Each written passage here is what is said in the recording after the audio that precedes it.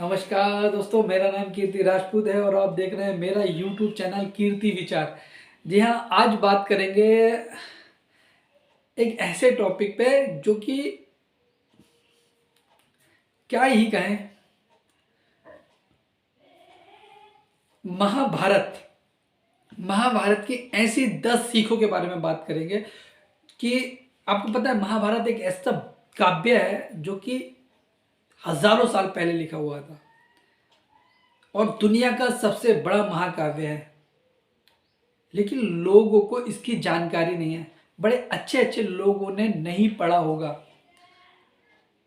आखिर ऐसा क्या है जो कि हम दुनियादारी में उलझे पड़े हैं और उसके बारे में नहीं जानते, जो कि दुनिया की सबसे बड़ी महापुस्तक कहें तो, जिस पे खुद वैज्ञानिक सर्च कर रहे हैं।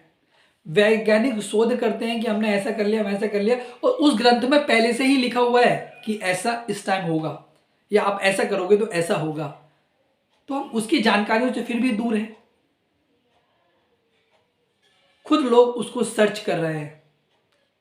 उसमें लिखे तथ्यों को नासा तक क्या कहते हैं शोध कर रहा है। तो आज उन्हीं 10 सीखों के बारे में मैं बात करूंगा।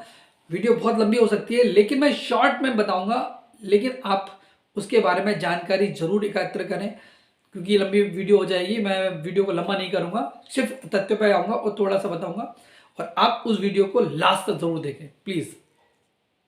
सबसे पहला आता है महाभारत की पहली सीख, लालच और बदले की भावना ना रखें।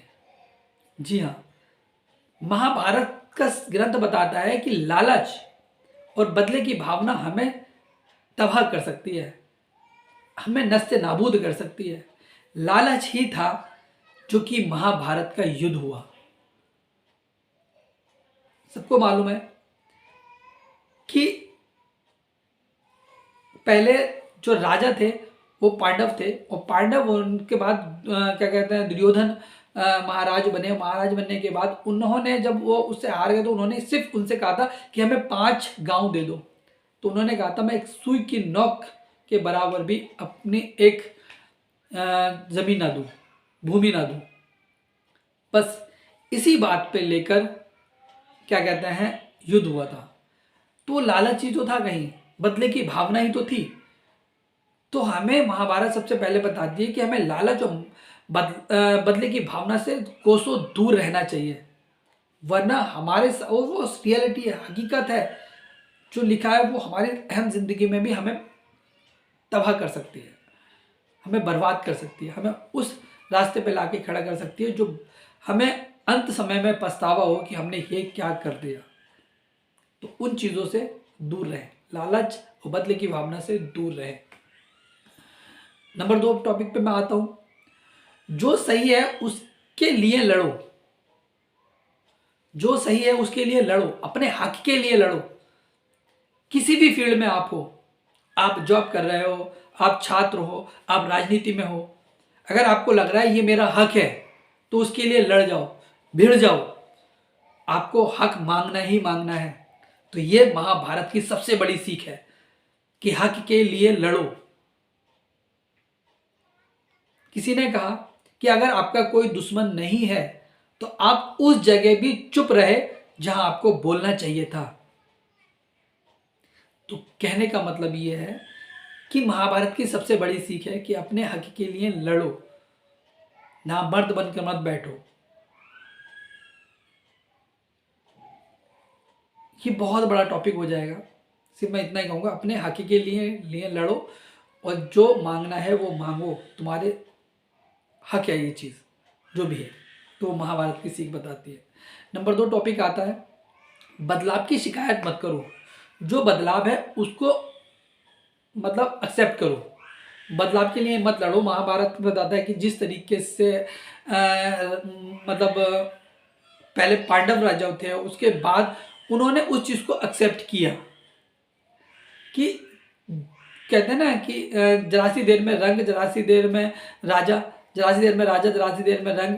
कभी जो भिखारी है तो वो राजा बन जाए, राजा भिखारी बन जाए, किसी का कुछ नहीं। तो उस चीज़ से हमें डरना नहीं है, हमें खुद को बदलना है, बदलाव से डरना नहीं है। अभी की बात अगर मैं आप कहूँ कि अभी गर्मियाँ थी, अब सर्दी आ गई, तो लोग कहते हैं कि अरे यार गर्मियाँ ही अच्छी थी, सर्दियाँ कहाँ से आ गई। तुमने बहुत लोगों के मुंह सुना होगा। अरे तो उसको अपने हिसाब से बदलो ना। तो मतलब चीज़ों के हिसाब से बदल जाओ ना। जो चीज़ नहीं बदली वो नस्ते नाबूद हो गई। कितनी ऐसी सारी चीज़ें हैं कि जो ख़त्म हो गई। अब हॉलीवुड में ले लो, बॉलीवुड में ले लो, क्रिकेट में ले लो, आप कुछ भी लो, जो चीज़ बदलेगी नहीं वो ख़त्म हो जाएगी। आप कंपनी में ले लो, नोकिया इतना बेस्ट मोबाइल हुआ करता था और आज उसने अपने बदलाव नहीं करे, फीचर्स नहीं बदले, ख़त्म हो गया मार्केट से, बाजार से। तो वो चीज़ कहने का मतलब यहीं पर है कि प्रकृति का नियम ही बदलाव है, बदलाव ही प्रकृति का नियम है। तो वो चीज़ है कि बदलाव से मत डरो, उसे एक्सेप्ट करो और उसमें बदल जाओ। तो ये ही एक महाभारत की बहुत बड़ी सीख है मान लिए। नंबर 4 आता है, सफलता ना मिलने पर रास्ते मत बदलो। सफलता ना मिलने पर मंजिल मत बदलो, रास्ते बदलो। कहने का मतलब जब महाभारत का युद्ध हुआ करता था और जैसे वो रणनीति बनाते थे वो रणनीति में नहीं उतरते थे, मतलब उनका रणनीति जिस तरीके से बनाई थी वो सफल नहीं होती थी। तो वो शाम को बैठ के डिस्कस करते थे कि अरे हमने तो ऐसा सोचा था, ऐसा क्यों नहीं हुआ। तो वो रात को फिर रणनीति बताते थे कि युद्ध हुआ महाभारत का होता था वो सुबह से लेकर शाम तक हुआ करता था और उसके बाद समाप्त होता था। फिर रणनीतियां बनती थी कि कैसे कैसे क्या करना था। तो वो रणनीतियां बनाते थे और क्या कहते हैं फिर उस पर काम करते थे। अगर उनकी रणनीति काम नहीं करती थी तो वो उस चीज़ को बदल के दूसरी चीज़ पे मतलब दूसरी रणनीति बनाते थे। तो उसी तरीके से हमारे जीवन में, हमारी ज़िंदगी में भी है कि अगर हम किसी काम को कर रहे हैं वो सक्सेस नहीं हो रहा है तो हमें रास्ते नहीं मतलब मंजिल नहीं बदलनी है, रास्ते बदलना है, हमने करने का तरीका बदलना है। कोई भी हम काम कर रहे हैं और हमें सफलता मिलेगी। तो यही मतलब है कि आपको मंजिल नहीं बदलना है, रास्ते बदलना है, अपना काम नहीं बदलना है, काम करने के तरीके को बदलना है। ये एक सक्सेस लोगों की बहुत बड़ी निशानी होती है। Number 5, focus. जी हाँ, फोकस। पहले लक्ष्य बनाओ। जैसे कि महाभारत में मैं बात करूं, आपने सभी ने एक कहानी सुनी होगी, मैंने भी सुनी ही है, बचपन में सुनी थी, अपने स्कूल में सुनी थी, छात्रों से सुनी थी। जब द्रोणाचार्य वहाँ पर पांडवों और कौरवों को लेके जाते हैं और कहते हैं कि पेड़ पे वो एक चिड़िया टांग देते हैं। चिड़िया को टांगने के बाद उस पर निशाना लगाने के लिए बोलते हैं। तो बारी बारी से सब आते हैं, उनसे वो कहते हैं कि आपने देखो यहाँ पे क्या दिख रहा है आपको। तो लोगों ने कहा चिड़िया दिख रही है, चिड़िया की आंख दिख रही है। बोले और बताओ। द्रोणाचार्य बोले ना और बताओ क्या दिख रहा है। बोले उसके पेड़ दिख रहा है, पेड़ के पीछे पहाड़ दिख रहा है। और बताओ।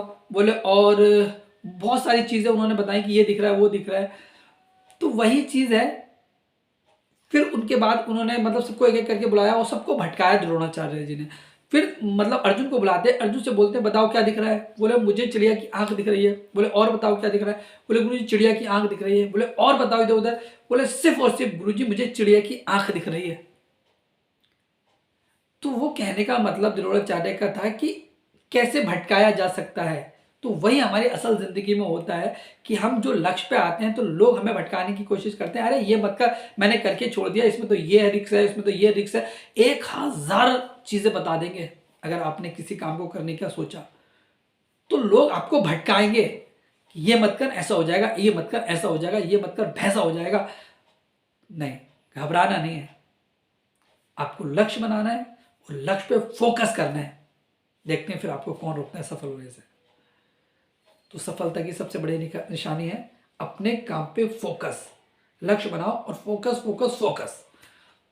फिर देखिए आप क्या होता है। सफलता झक मार के पीछे आएगी। नंबर 6 आता है, आपकी संगत कैसी है। यह भी एक बहुत बड़ी सीख है महाभारत की कि संगत का असर, आप किस संगत में रह रहे हो इसका बहुत बड़ा सफल है। एक संगत श्री कृष्ण भगवान की थी जो पांडवों के साथ थी, दूसरी संगत कौरवों की, सुकनी मामा थे। तो अगर आपको सफल होना है तो ये चीज़ ज़रूर देखनी है कि आप किस संगत में रह रहे हो। जैसी संगत वैसी रंगत।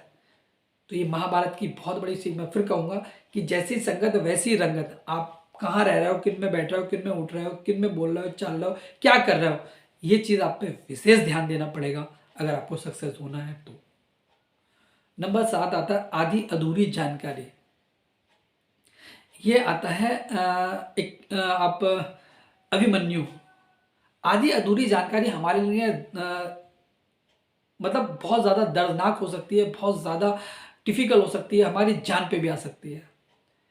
तो वो जो अभिमन्यु ने किया था कि उन्होंने आधी कहानी चक्रव्यूह तोड़ने की सुनी थी और चक्रव्यूह में घुसने की सुनी थी, चक्रव्यूह से बाहर कैसे आया जाए ये कहानी उन्होंने नहीं सुनी थी। एक बहुत लंबी कहानी है और शायद मतलब सभी ने सुनी होगी, अभिमन्यु को भी सभी ने जाना होगा। तो वही चीज़ है कि उन्हें चक्रव्यूह में जाने की तो रास्ता मालूम था, लेकिन वहां से वापस आने का नहीं था, क्योंकि जब अर्जुन अपनी बीवी को ये कहानी सुना रहे थे तो वो सुन रही थी और वो रास्ते मतलब सुनते सुनते सो गई थी और अभिमन्यु उस टाइम गर्भ में थे और वो इस कहानी को सुन रहे थे। तो वही चीज़ है कि हमें जिस चीज़ की जानकारी ना हो तो हमें उसमें नहीं घुसना चाहिए, उसमें नहीं बोलना चाहिए, पहले उसे सीख लेना चाहिए, उससे समझ लेना चाहिए, फिर बोलना चाहिए। तो आधी अधूरी नॉलेज आपके लिए घातक हो सकती है। ये सबसे बड़ी सीख है हमारी महाभारत की। नंबर 8 आता है एकता में बल। जी हाँ, एकता में बल आता है, ये भी महाभारत की एक सीख है कि वो लोग एकता में थे और इधर भगवान श्री कृष्ण जी की एकता थी और वो एकता के साथ कुछ ही लोग थे, लेकिन फिर भी उन्हें जीत हासिल हुई। और कौरवों में एकता थी या नहीं थी ये आप भी जान सकते हो। वहां पे एकता नहीं थी, वो मजबूरी में लड़े जा रहे थे। जी हाँ, कोई दोस्ती निभा रहा था, कोई रिश्तेदारी निभा रहा था, कोई अपना फर्ज निभा रहा था, लेकिन यहां पर एकता थी जो एकता ने उन्हें जीत दिलाई। तो हमें एकता में ही बल है, ये सब जानते हैं। तो उससे सीख मिलती है कि एक रहो, एकता रहो, संगठित रहो, संगठन में रहो। नंबर 9 दोस्ती। ये भी महाभारत की एक सीख है, दोस्ती। जी हाँ, कौरवों की तरफ से वो लोग लड़े थे जिन्हें मालूम था कि हम गलत रास्ते पर लड़ रहे हैं, लेकिन उन्हें अपनी दोस्ती निभानी थी। कर्ण ने नंबर 10 आता है खुद पर विश्वास सीखने की इच्छा। इसी सब वीडियो के साथ मैं आपको वाणी को विराम देता हूँ। नमस्कार।